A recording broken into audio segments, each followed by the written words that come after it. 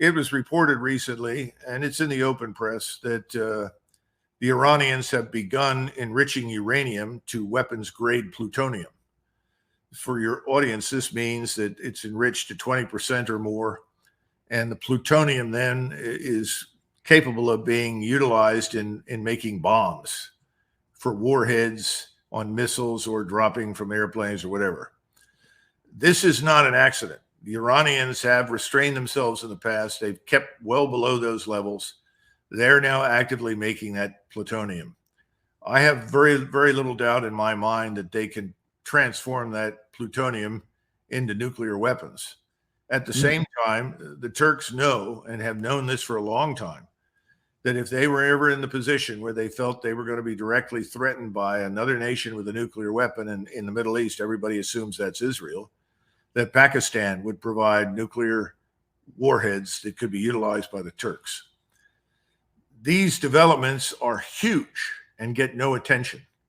People need to understand what this means. It means that if this war spreads, as I think it will, I think we're on the slippery slide into a major regional war.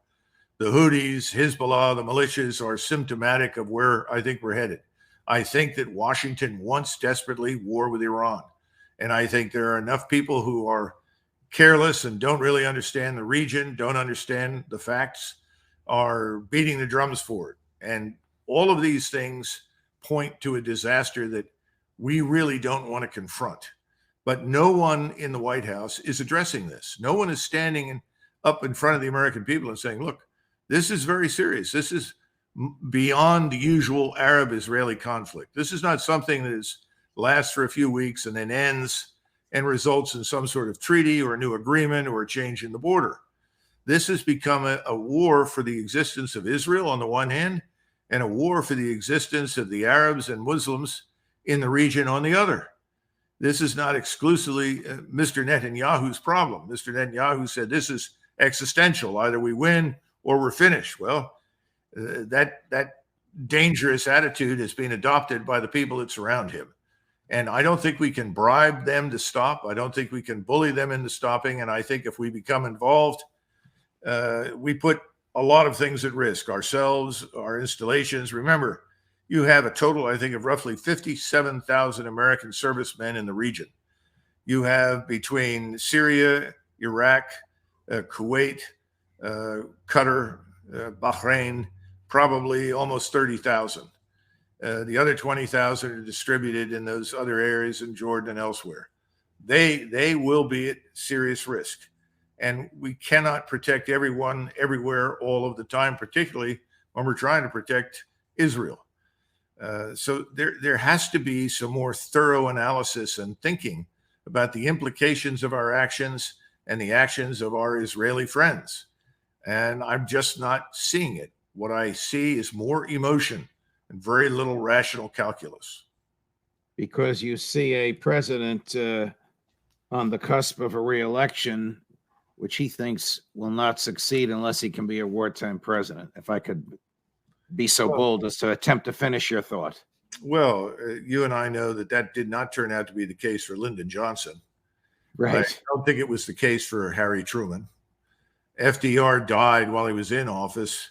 Had he lived longer and the outcome of the war being fully explained to the American people, I think he'd been in a lot of trouble.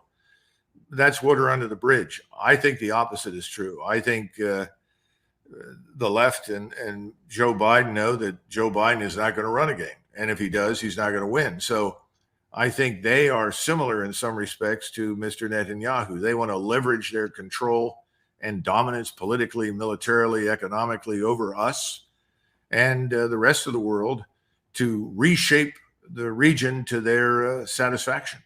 They failed miserably in Ukraine.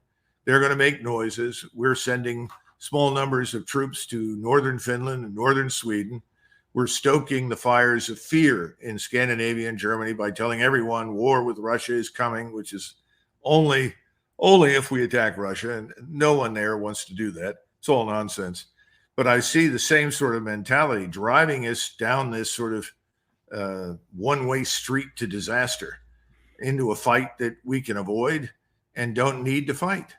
And I don't think Israel needs to demand that all of its unwelcome opponents in the region have to be destroyed in order to create this new greater Israel. I think the opposite is the probability, and that is it doesn't work, and Israel's at very severe risk of being destroyed.